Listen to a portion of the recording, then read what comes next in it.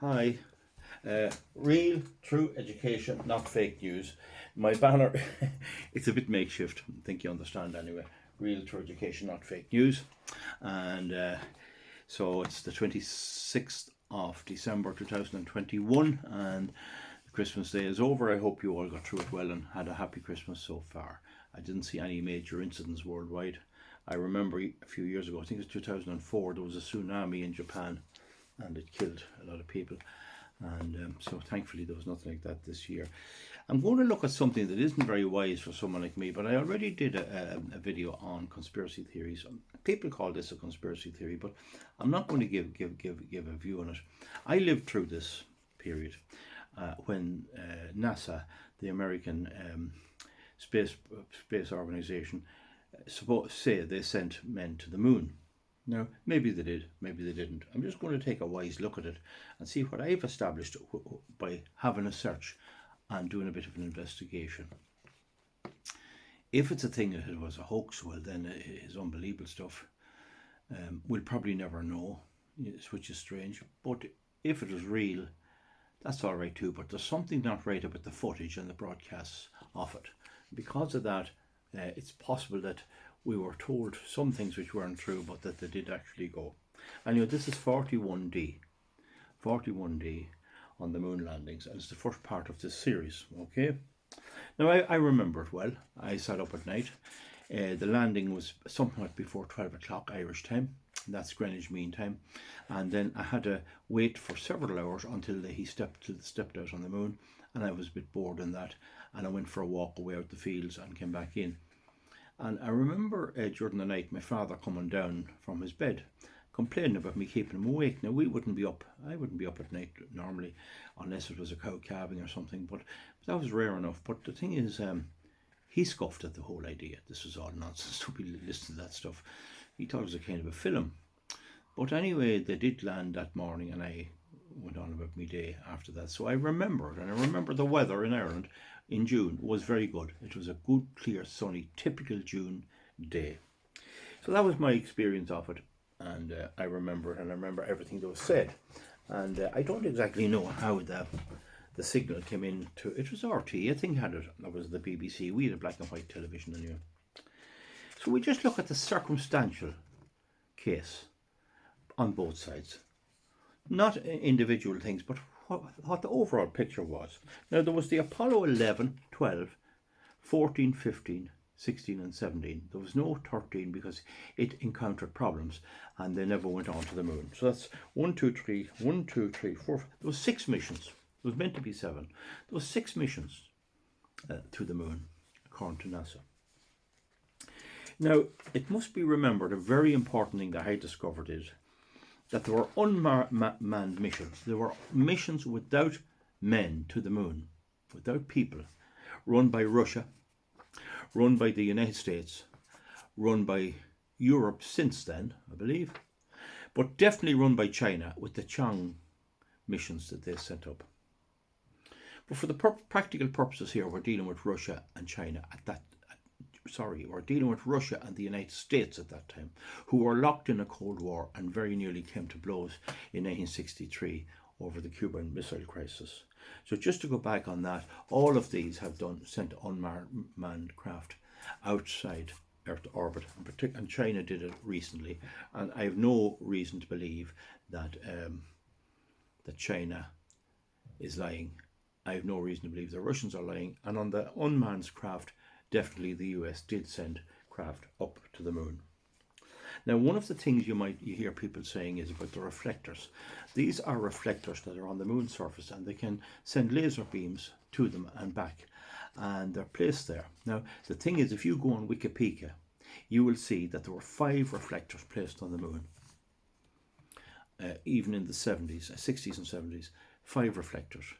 3 were by NASA, National Aeronautic and Space Administration. Bill Kaysing used to call it never a straight answer. I'll not say that. But there were 5 reflectors, and 2 were placed there by Russia, and Russia never sent men to the moon. So it is possible to put reflectors on the moon without having people present. And it's also possible to bring back craft from the moon And both China and Russia have brought back soil samples from the moon. The Russians did it back in the early 70s or thereabouts, and the Chinese did it in 2020 or thereabouts. And NASA looked for part of the soil. Now, we have no doubt people have been sent into low Earth orbit. That means they go up like the International Space Station. No problem there. Nobody denies that. I mean, that's well known. We see them passing over all the time. And there's no doubt that the United States and Russia at that time have sent craft into space and up in the direction of the moon, and they have sent the Voyager craft, and they've sent several crafts away outside the Earth's influence and away above low Earth orbit. As I say, moon soil was sent back by these three countries. So far, what we're looking at here is not did they send craft up there, it's did they send people up there. Now, the Van Allen radiation belt is the magnetic field of the Earth forms an envelope around the Earth, and it intercepts the solar radiation, and that can be seen by the aurora in the northern hemisphere and in the southern hemisphere. You'll see it there on telly, the greeny aurora. It's a famous thing, but that's at the poles. But the sun is emitting radiation, and it's dangerous radiation. What's more, there's interstellar radiation. There's radiation coming from other sources outside of the solar system, and there's neutrinos, and there's all that sort of stuff. So this is a problem, and it's doubtful if we could live on Earth if we didn't have the magnetic field due to the metal in the Earth. If we didn't have the magnetic field, and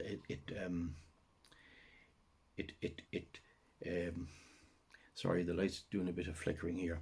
If we didn't have the magnetic field to form this envelope, okay. Now, the next thing we look at is where they landed, where they put the craft up from. Where they put the craft up from. There are 3 launch pads that I know of. One is Cape Canaveral Kennedy Space Center in Florida, the most southerly tip of the United States. The second one is Uzbekistan. Now, when the former Soviet Union broke up, they kept a deal with Uzbekistan to have the launch pad there. And the other one is French Guiana, where the recent European launch was sent with the James Webb Telescope, has been launched only the other day there, maybe I think only 2 days ago, and that's from French Guiana.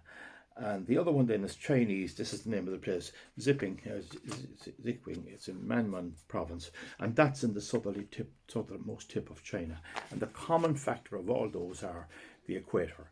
The nearest you have your launch pad to the equator, the better chance you have of getting it up and out of orbit, and even into orbit. The Earth is revolving west to east. That's why the sun rises in the east. And if you go up with that at the equator and fly with it, you get an extra velocity that you won't get if you go the other direction. So we'd say the Earth is moving at 1,000 miles an hour west to east. Then if you went the other way, you'd be losing that 1,000 miles an hour, plus you'd have to get another 1,000 miles an hour to get that 2,000 miles an hour velocity. And you wouldn't do that. Why would you put yourself at a disadvantage when you already have the rotation of the Earth to get you up there?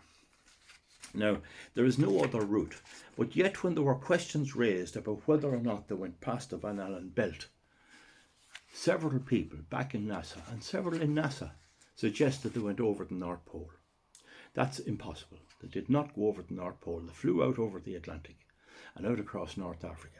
They couldn't have gone out into the Atlantic and turned left and go up over the North Pole. That's not possible. That didn't happen. And that is untrue. The extent to which NASA was involved in saying that, I'm not quite sure. But do not listen to anyone saying that. They went from Cape Canaveral up and out over the Atlantic and over across North Africa and off into space. That's how they go. There is no possibility of them going from anywhere else. That's ridiculous. It didn't happen. Now, Kennedy was a politician, and he said we go on the decade within 10 years, and they went in 1969. And whenever did any politician ever give a promise that was kept? And look at in Ireland with the Children's Hospital and all. Nobody, no politician's word is ever kept. But anyway, this was kept apparently. Now, they never returned to the moon. No person has ever gone back to the moon after 50 years. And the only evidence of American craft on the moon and people having walked on the moon is from American space reconnaissance. It's not from any other country. No other country ever found tracks or indications that they actually had men on the moon. Now, no man or animal has gone beyond low Earth orbit ever since. And the key point is the Van Allen belt is concentrated radiation. But beyond the Van Allen belt, up to the moon and to Mars and all that, there is still a lot of dangerous radiation. Okay, we won't go into how dangerous it is, but don't be lured into this idea. Once you get through the Van Allen belt, you're safe. No, you're not. It's a major point. And a NASA scientist said a few years ago, we'd go to the moon again in a nanosecond, very short time, if we could get over the problem of interstellar and stellar solar radiation. The sun's radiation. That is a problem. I won't say what the extent of it is, but remember that two are a problem. The Van Allen belt going through it is highly concentrated radiation, and beyond that is the interstellar radiation and radiation from the sun. If I get cut off, we'll come back to it and we'll finish. We'll just see how it goes. Now, samples of rocks given to the Dutch minister, to the Dutch government by NASA, and your man Armstrong, Neil Armstrong was involved in this, were proved to be petrified wood. They were fake.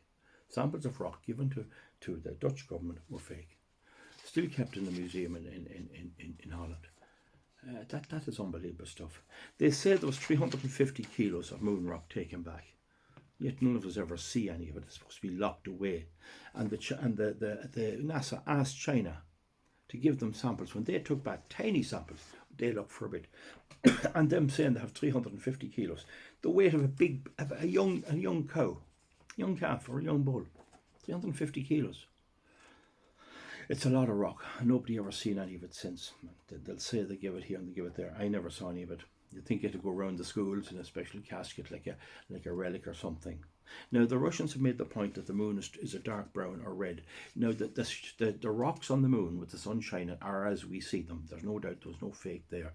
The moon rocks are whitish and there's a shadow. But once you disturb the soil, you do not get the black that you see on the Apollo. You get a slight tinge of red, and this was shown in the Chinese recent missions. You can see it there with the Chang mission, and you can see that there is a slight tinge of red when you disrupt the soil, and there's a tinge of red even without disrupting the soil. Don't forget, this soil has lain there for as long as the Earth is in existence, very near, well, as long as the moon anyway, and that's a long time, a lot of billions of years.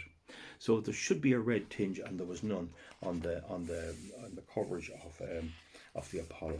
Now, Stanley Kubrick was a film director, and he made 2001 Space Odyssey, and he was well set up to make all kinds of moon landing scenes and all that, well set up if he wanted to do it. And he had all that there for them. So when NASA if they wanted to fake this, they had all ready. They even had, and there's no doubt, I've seen pictures of this, they had a model of the moon, a huge model of the moon, with the craters pasted on with photographic paper. There was no bumps in it, but it was fitted on. And I don't think they had bumps anyway. And they had a railway line where you could go around with a camera. So they were capable of faking the moon landings if they wanted to. And they also had studios with all the desert sand and everything lined up. That was all there if they wanted to use it. All records were destroyed. There's no records at all. All the calculations, all the mathematics for the Apollo lunar project was gone. And it was wiped over, and the tapes wiped over by the Here's Lucy show, Lucia Ball, a popular chat program at that time, semi-US comedy sort of stuff. It was wiped over. The most important mission, the greatest achievement ever done by man, greatest achievement, didn't even keep the records. Now, if it was faked, only a few would know. People say you couldn't hide that in that organisation. If you go into a hospital to get your ear looked at, you don't know anything about the management of that hospital. You don't know anything about the running of those departments. The staff don't know a lot about it either. They only can guess a certain amount from what they see. So you could have all kinds of things going on. Only the astronauts would have needed to know, and possibly some of the cameramen and stuff like that. So that's some of the circumstantial evidence. I'm not saying they went or they didn't at this stage. We're going to look at it, but I hope I've blown a few things out of the water. I've made a few things clear there, particularly the matters I raised there. People will say, oh, there's a reflector on the moon, so they must have been up there. No, that's not true.